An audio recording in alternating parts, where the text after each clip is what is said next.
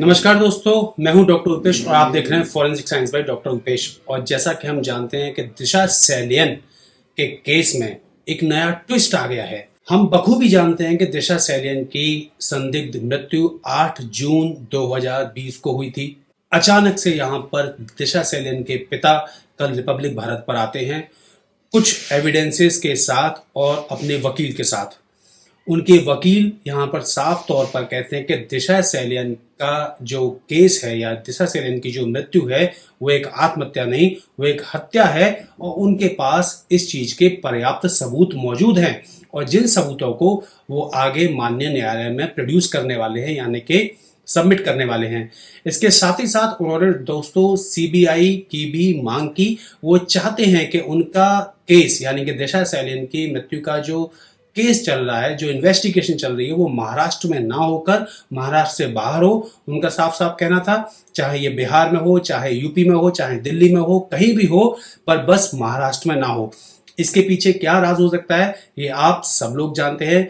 हो सकता है कोई ना कोई पॉलिटिकल इन्फ्लुएंस हो जिससे वो बचना चाह रहे हों और उनको ये पता है कि यहाँ की पुलिस उनके लिए सहायता नहीं करेगी, यानी कि मुंबई की पुलिस, महाराष्ट्र की पुलिस उनके लिए सहायता नहीं करेगी और जिसका खामियाजा वो पिछले 4.5 या लगभग 5 साल से भुगत रहे हैं। अब तक इन्वेस्टिगेशन में कुछ भी नहीं हुआ।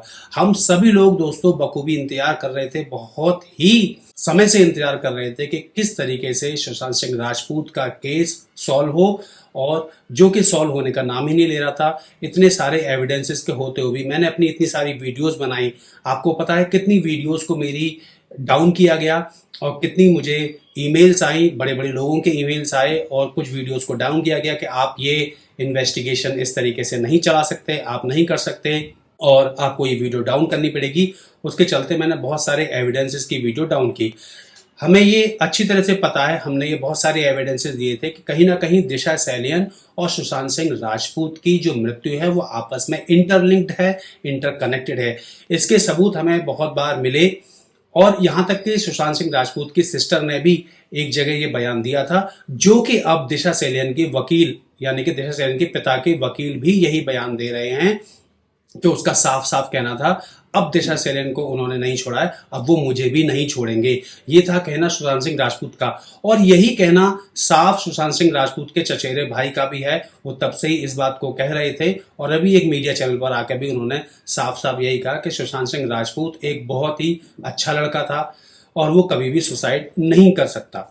यही चीज हमने उसके पिता के मुंह से भी कई बार सुनी और हाल फिलहाल फिर से आज और कल के वीडियोस में मीडिया चैनल पर जो उन्होंने बोला, ये साफ साफ बोला कि सुशांत सिंह राजपूत से 7 दिन पहले उनकी बातचीत हुई थी, जिस बातचीत में पाया गया कि वो बिल्कुल ठीक थे, बिल्कुल सही थे, बिल्कुल भी हराश नहीं थे, बिल्कुल भी निराश नहीं थे, क्योंकि ये 7 दिन पहले की बात है। यहाँ पे हमको जानना पड़ेगा कि दिशा सैलियन और सुशांत सिंह राजपूत की मृत्यु में केवल 6 दिन का अंतर है, यानी कि 8 और 14 जहां तक मुझे ध्यान है तो लगभग 5 या 6 दिन का अंतर है। यानी कि उससे भी एक दिन पहले जब दिशा सैलियन की संदिग्ध मृत्यु हुई, उससे भी एक दिन पहले सुशांत सिंह राजपूत के पिता से उनकी बात हुई जिसमें वो बिल्कुल ठीक ठाक थे।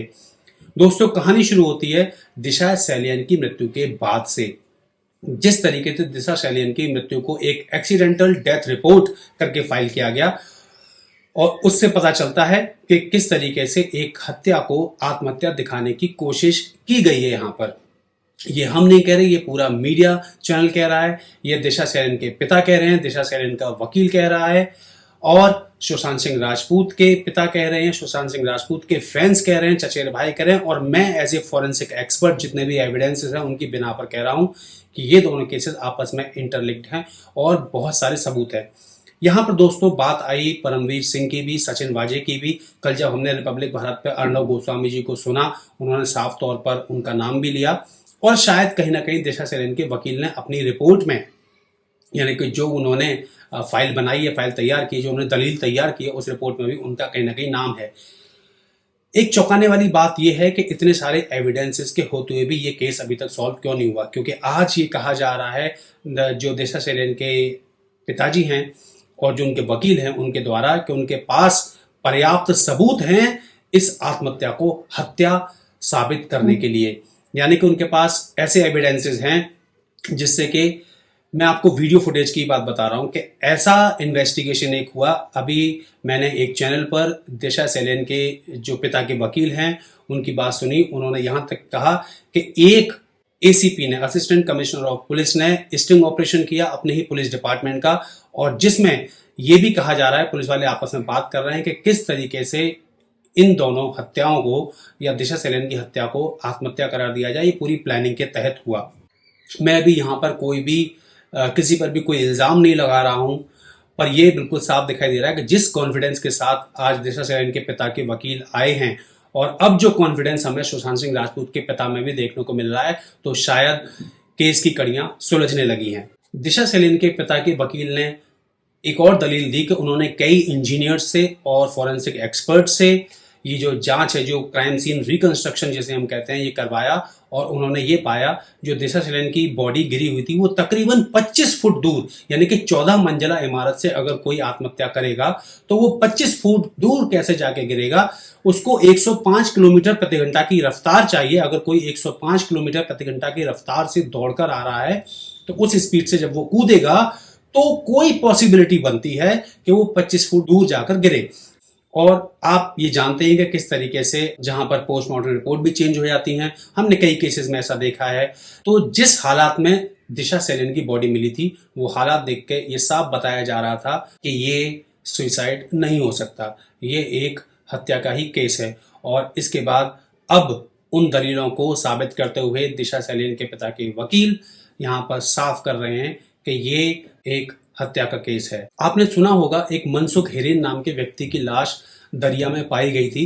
पहले ये कहा गया था कि सुसाइड है, फिर ये बाद में साबित हो गया कि ये कैसे पॉसिबल है कि एक आदमी इतनी शराब पीकर अपने आप को एक बैग में बंद कर सो कॉल्ड बैग में बंद कर और दरिया में कूद जाए।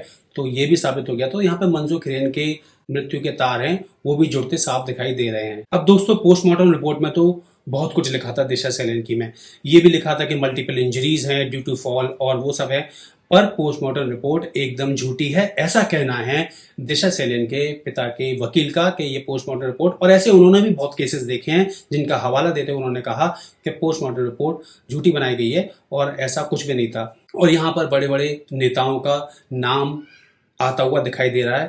तो जितनी भी बातें पहले कॉल डेटा रिकॉर्ड्स को हो रही थी, दिशा सेलियन के कॉल डेटा रिकॉर्ड्स को लेकर या रिया चक्रवर्ती के कॉल डेटा रिकॉर्ड्स को लेकर हो रही थी कि वो किसी नेता से किस तरीके से बात कर रही हैं, जो आपने AU के नाम से पहले देखा था, तो वो बातें सच होती यहाँ पे दिखाई दे रही हैं। और अब ये समझ में नहीं आ रहा है कि ये एक पॉलिटिकल प्रोपोगेंडा है फिर से या ये वाकई में सच है। पर एक बात तो हमें माननी पड़ेगी दोस्तों कि यहाँ पर जितने भी सबूत मिले थे, चाहे वो दिशा सेलियन की संदिग्ध मृत्यु के सबूत हों या सुशांत सिंह राजपूत की संदिग्ध मृत्यु के सबूत हों, उन दोनों सबूतों से कहीं भी ये दोनों केसेस आत्महत्या के नहीं दिखे और ये हत्या के ही केसेस दिखते हैं। इसके बाद यहाँ पे एक और गौरतलब बात है कि दिशा सेलियन सुशांत सिंह राजपूत की पूर्व मैनेजर रह चुकी थी। और जैसा कि दिशा सेलियन के पिता के वकील का कहना है कि वो दिशा सेलियन को बहुत सारी बातें, ड्रग्स का कार्टल और नशे की दुत में बच्चों को किस तरीके से ले जाया जा रहा है या बहुत सारी चीजें पता लग चुकी थी, और जो उन्होंने सुशांत सिंह राजपूत से शेयर की। उसको शेयर करने के बाद सुशांत सिंह राजपूत काफी स्ट्रेस में आ गए, काफी परेशान हो गए, क्योंकि लॉकडाउन का समय था और वो इस चीज को बाहर लेके आना चाहते थे। और उनके पिता के वकील ने यह भी कहा कि यही सारी बातें उन्होंने रिया चक्रवर्ती से शेयर की और रिया चक्रवर्ती वहां से ठीक 8 दिन पहले छोड़ के चली गई। तो और उसके बाद सुशांत सिंह राजपूत का कोई कॉल भी नहीं उठाया। यानी कि हो ना हो रिया चक्रवर्ती को यह पता था कि दिशा सेलियन के साथ क्या होने वाला है, क्योंकि उनके वकील ने कहा है कि ये पूरी प्लानिंग हुई, पूरी प्लॉटिंग हुई कि अब ये बातें पता चल गई तो कैसे भी दिशा सेलियन को यहाँ से हटाना पड़ेगा।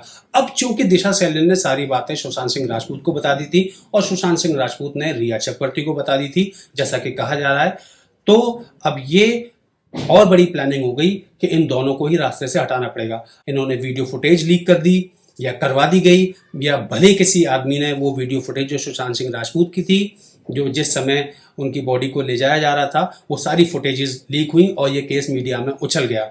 उसके बाद अब 4.5 साल या 5 साल के अंतराल के बाद लोगों की गुहार लगाते लगाते दोस्तों ये बात इस नतीजे पर आ चुकी है कि फिर से एक बार केस ने तूल पकड़ लिया है, कहानी में ट्विस्ट आ गया है और ये कहानी का ट्विस्ट देखते हैं किस मोड़ पर ले जाता है, क्योंकि दिशा सेलियन के पिता के वकील इस केस को महाराष्ट्र से बाहर सॉल्व कराना चाहते हैं और सीबीआई की गुहार लगाई गई है। खैर, हम सीबीआई की जो इन्वेस्टिगेशन है अब तक के सुशांत सिंह राजपूत के केस में जानते हैं कि उन्होंने किस तरीके से खाली एम्स के डॉक्टर की बेसिस पर ये कहा था कोई भी फाउल प्ले नहीं है। बाद में बहुत सारे लोगों के इंटेरोगेशन हुए और अभी तक भी किसी नतीजे पर नहीं पहुंचा गया।